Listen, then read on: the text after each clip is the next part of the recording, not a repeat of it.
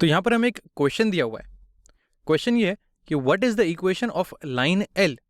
तो कोई एक लाइन एल है जिसकी हमें इक्वेशन निकालनी है और ये नीचे हमें तीन चीज़ें दी हुई हैं, 3 पॉइंट्स दिए हुए हैं इन्फॉर्मेशन के, जिनको यूज़ करके हम इस लाइन एल की इक्वेशन निकालेंगे। तो पहला पॉइंट कहता है कि लाइन एम, ये एक दूसरी लाइन है, लाइन एम जिसकी इक्वेशन है y equals to 2x plus 11, यानी कि निकालनी हमें एल है लेकिन दे रखी है हमें एम। तो एम की इक्वेशन हमें दी हुई है। फिर इसमें एक और चीज़ दी हुई है, ये कहता है कि line L contains 6 minus 7।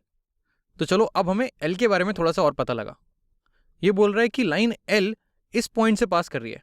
Contains का मतलब ये होता है कि ये लाइन इस पॉइंट से पास कर रही है। तो जो मेरी लाइन एल है जो मुझे निकालनी है, ये 6 माइनस 7 से पास करती है। ये दूसरी इंफॉर्मेशन है। और फिर तीसरी इंफॉर्मेशन है कि line L and M are perpendicular. तो ये जो एम हमें दी हुई है, इसको इसने कनेक्ट किया एल लाइन से और बोला कि एल और एम हमारी परपेंडिकुलर है। तो इन तीनों को यूज करके अब हमें लाइन एल की इक्वेशन निकालनी है।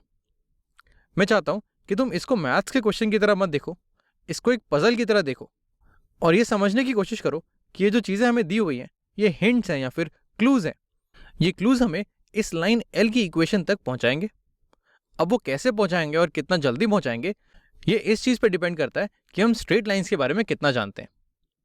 अब अगर तुम चाहते हो तो एक बार इस क्वेश्चन को या फिर इस पजल को खुद से ट्राई करने की कोशिश करो। तो सबसे पहले ये देखते हैं कि line L and M are perpendicular, इसको हम कैसे यूज़ कर सकते हैं।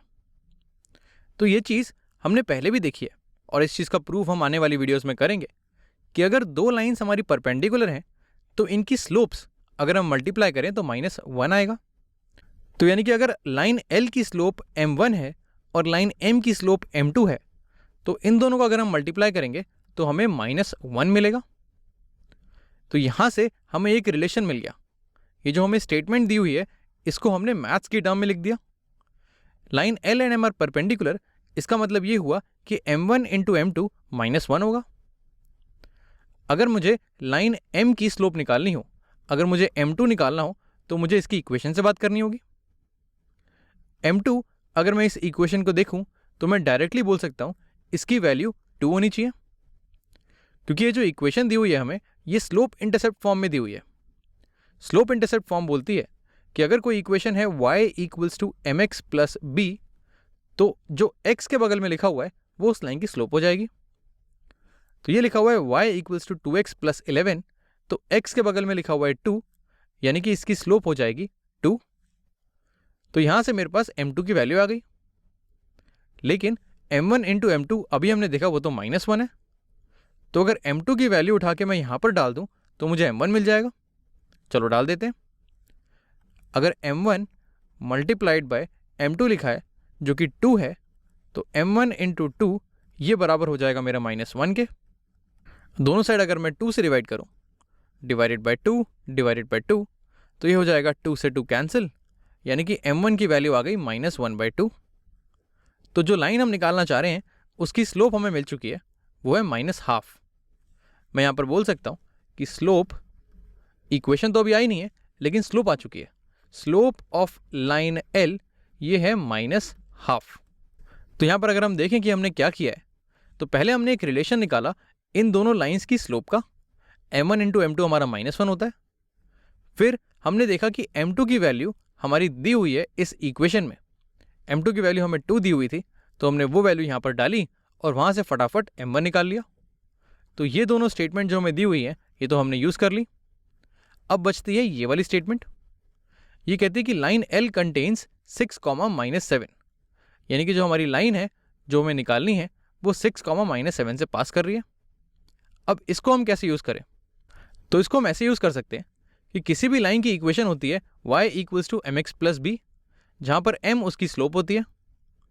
अगर हम इसकी स्लोप की वैल्यू इसमें डाल दें तो जो लाइन L हमें निकालनी है उसकी इक्वेशन हो जाएगी y इक्वल्स टू m की वैल्यू अगर मैं -1/2 डाल दूँ, -1/2 multiplied by x plus b, ये मेरे लाइन L की इक्वेशन है। लेकिन अभी भी मेरी पूरी वैल्यू नहीं आई है, मेरा पूरा पजल सॉल्व नहीं हुआ, क्योंकि यहाँ पर b की वैल्यू मुझे नहीं पता।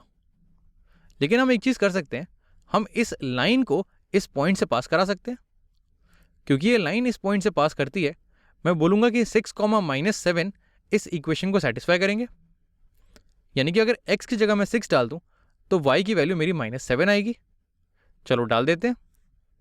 अगर मैं y की जगह डालूँ -7 तो ये बराबर हो जाएगा -½ मल्टीप्लाइड बाय x की वैल्यू है मेरी 6, तो यहाँ मैं डाल देता हूँ 6 प्लस b। अब यहाँ से मैं इस b के लिए इसे सॉल्व कर सकता हूँ। ये लिखा हुआ है -7 इक्वल्स टू -½ टाइम्स 6, ये हो जाएगा -3 प्लस b। दोनों साइड अगर मैं 3 ऐड करूं तो ये हो जाएगा -7 + 3 और यहाँ पर आ जाएगा -3 + 3। तो लेफ्ट साइड हो जाएगी मेरी -7 + 3 यानी कि -4। राइट साइड हो जाएगी मेरी, इस -3 से मैंने +3 काट दिया, राइट साइड हो जाएगी मेरी b। तो यहाँ से मेरे पास जो आखिरी पीस है पजल का वो भी आ गया। यहाँ से मेरे पास b की वैल्यू आ गई -4।